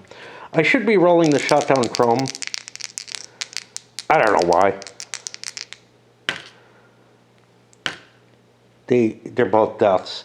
I mean, if you want to keep track of stuff, maybe do prisoner exchanges, anything like that. Okay, so we got another flight gone. This is this one. And we get rid of the flight marker and the tally marker. Get rid of all that fuel.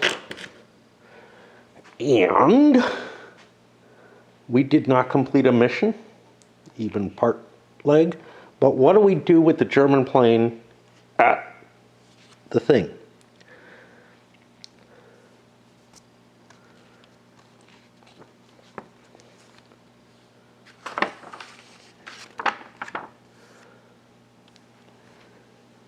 I think we go through disengagement,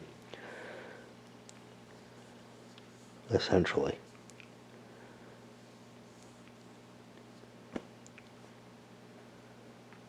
Now this is interesting. Here we have something that I read before. Successfully disengaging flights do not scatter but are marked with a maneuver marker after combat unless both flights disengage. All flights, I guess, are disengaging, so they're scattered and marked with maneuver. Disengaging flights also apply a modifier to their wind-up table roll. Oh, somewhere we have it here. No, this doesn't give me the full thing. Okay, so let's check ammo. The Germans are up to a 7 now. They get within that 7, they go up to a 9. Very low on ammo.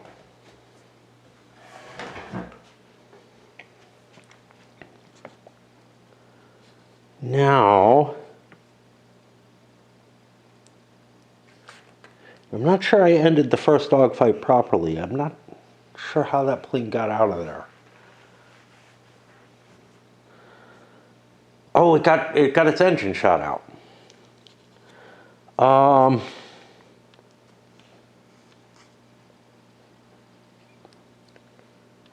We're looking for something about how the dogfight ends. Oh yeah, post-combat. After that.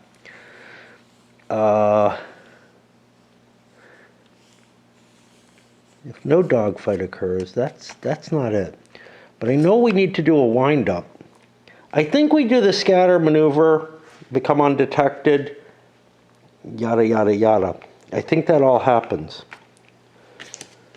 It's not absolutely clear.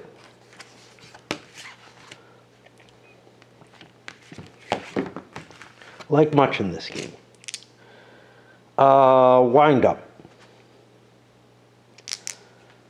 Okay.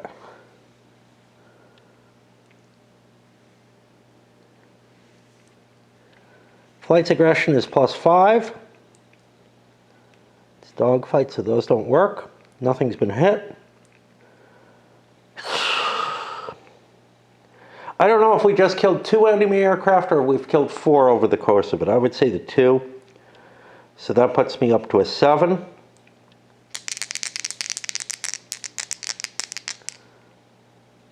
It looks like we only roll 1 die.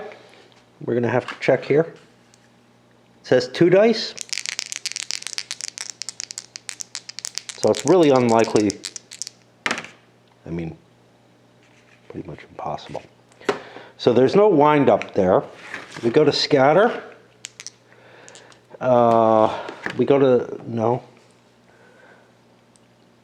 We go to scatter. We forgot scatter. Scatter should have been first. They're placed in the current dogfight marker location with any legal heading, and then we roll the scatter. I think we're going to try to engage again, so we're going to face that way.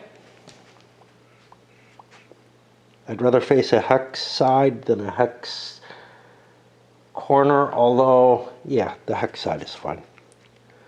Hex side gives me all kinds of possibilities. 3, I'll go a little to the left of that. Where am I playing? So I was going this way. I'll be in this hex. What's my altitude? And I think I get a maneuver marker, but I don't think that does shit unless I'm in another fight. Place maneuver markers.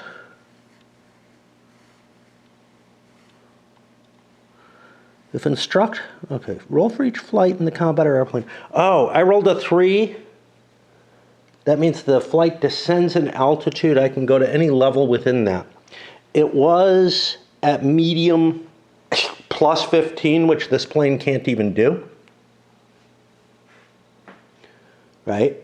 Because you only track one of the altitude markers, the defenders, and they were actually at about the same. But that means that I am going to end up at low, and I'm going to go as, fuck, I was in the wrong place, as far up and low as I'm allowed, which is 5. And we picked the wrong kind of counter.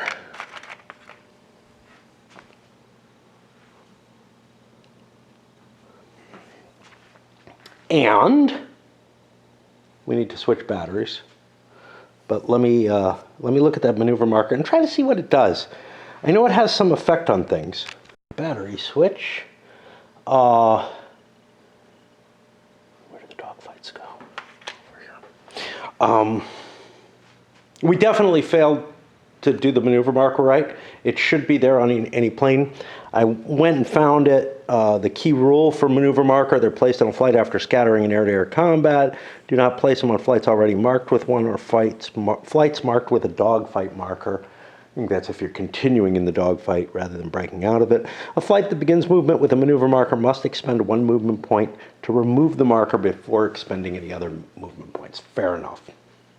But we have moved and we dog fought.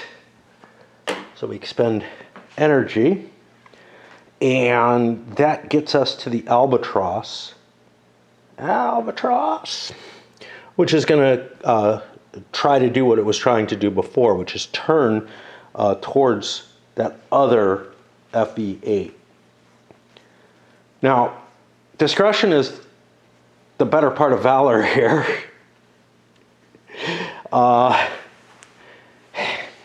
It just seems so unlikely that we're going to be able to handle what we're facing. But we don't want to be scared off. I know I want to finish, but the Halberstadt here is low on ammo. How much do I know? Well, I know it's shot down a lot. It's fired a lot of rounds. It might be out of ammo for all I know. And I have a shot at the albatrosses because I already know they have a shitty pilot. I don't know if I have a shitty pilot, because Hassler has not been recorded. Now, what's fucked up is only the lead pilot counts. And I don't know, there's reasons that you generate other pilots, but they seem mainly role-playing. But I don't know what happens to a command if, like, the lead pilot gets shot down. Like, it's just not clear to me. I can't see the plane and I have no idea about it. This thing is at 22 out of 30. He can make it up to 25 out of 30. That is actually higher than the Albatross at 9 out of 10. Oddly, this thing can go higher in, right?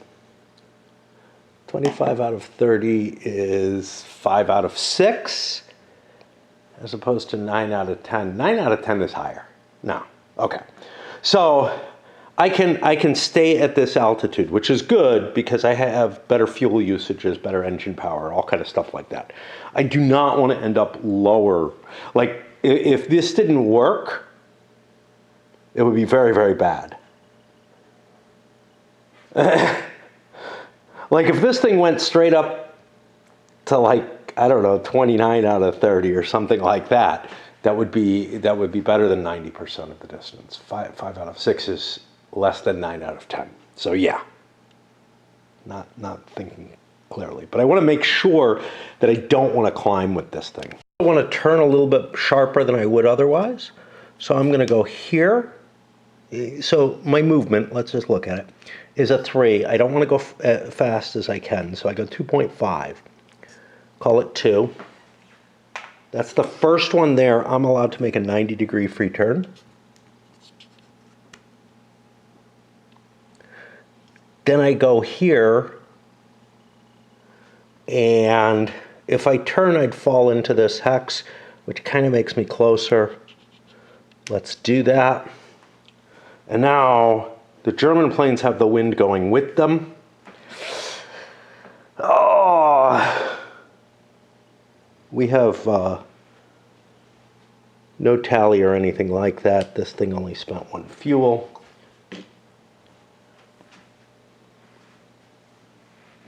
I don't know.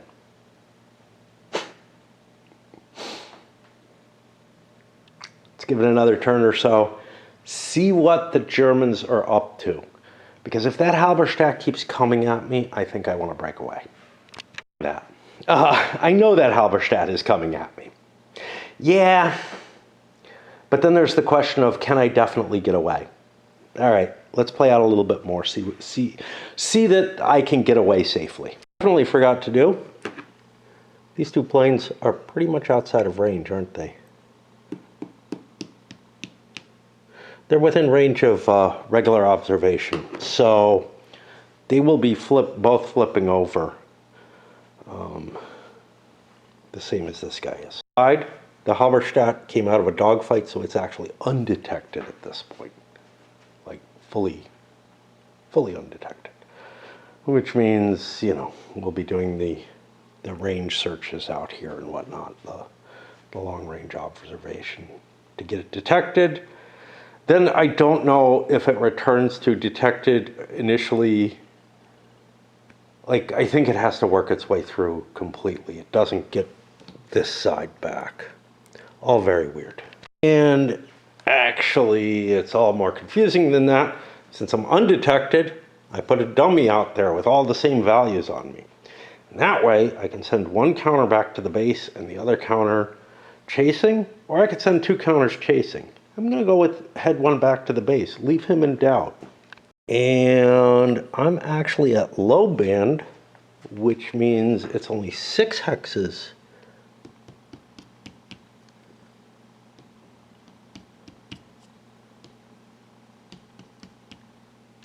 I do still get a detection shot at those 2. No matter what, it's still snowing. It really feels like you should lose contact with planes. You know, out at this distance, like, my observation from ground feels really iffy there. I've jerked around and done some stuff that should have been done last turn and whatnot, but that's okay. Right now, we did the weather, we did the detection, and we're up to movement. We're going to let the Brits go first. We want to see what they do.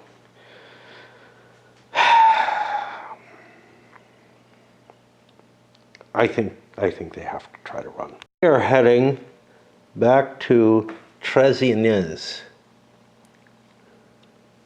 which is 5 hexes out of here. It's really just going to be a question of how fast can I get there. There is disengagement once you're too far away, type of thing. Maybe I actually can just disengage at this point. I don't remember where it is. Fuck. I seem to be able to draw from the cup or zeros. I've done about 5 or 6 of them in a row. I'm going to stop it here because honestly, once this thing starts heading back, it really is a big question about the fuel. The Halberstadt has a little bit more fuel, but I'm not going to be able to chase. And even though, you know, oops, I actually used the Albatross's movement. Oh, no, that's right. That's right. It is the Albatross. Okay. I'm not going to be able to really chase and make it home. So I'm going to call the game here. In terms of points, look, we don't even have to really know. But, I mean, it's obvious, right? As Dean Essig would say it, if you can't tell who won, then it's pretty much a draw. You know, you shouldn't be counting up victory points, even though he put them in some of his games. But what I got was kills here, which is 3 points for each plane shot down. I shot down 6 planes without anything even getting damaged. So that's like 18 points to 0. There's no kind of description of the different victory conditions. So that's the end of that. I can't talk a lot about strategy or whatever in this, but I gotta tell you, Richthofen, even flying a fucking Halberstadt, is a major, major thing. And by the way, if you're keeping track of individual pilots rather than just, like, they do have the individual pilots for all the planes in Richthofen's squadron. And then there's one who's not rated. So you could conceivably have Richthofen shot down and pick another leader out of it, for what it's worth. I guess. I'm not, again, I'm not digging through the rules to try to find out how you handle that lead pilot gets shot down. Do you roll a new, I think you roll a new aggression, for, you know, for the new lead, or in this case, you could pick one of the leads and take the next best lead, who would be a +3 under Lieutenant Wolf.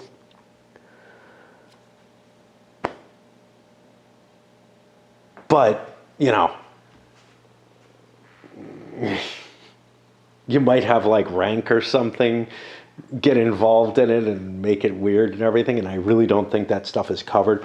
Kind of the idea of these pilot crews is supposed to be, like, the only thing it talks about with it is you can use these for basically a more of a role-playing experience that I remember seeing. In terms of strategy and whatnot, look, I don't know what the Brits could do. You know, they were just outmatched, and the wind was against them, and they could have gotten lucky. But it looks really, really hard. There are a number of rules that I'm not sure I was implementing correctly. For example, the idea that you can engage an enemy who's above you, but only if they're a full level, like they're in a different level than you are, and there's a cloud level that you're like hiding in. Which, you know, I can sort of justify, but it seems like such a weird little piece in the whole thing. On the other hand, it's quite possible for planes with a higher altitude, if they have a mission, you're just not going to be able to touch them, which is historically accurate, you know? But it's very hard to gain altitude. So if you're in a dogfight, like if you're in a situation where you're fighting, the Halberstadt was going to have a hard time making its way back up.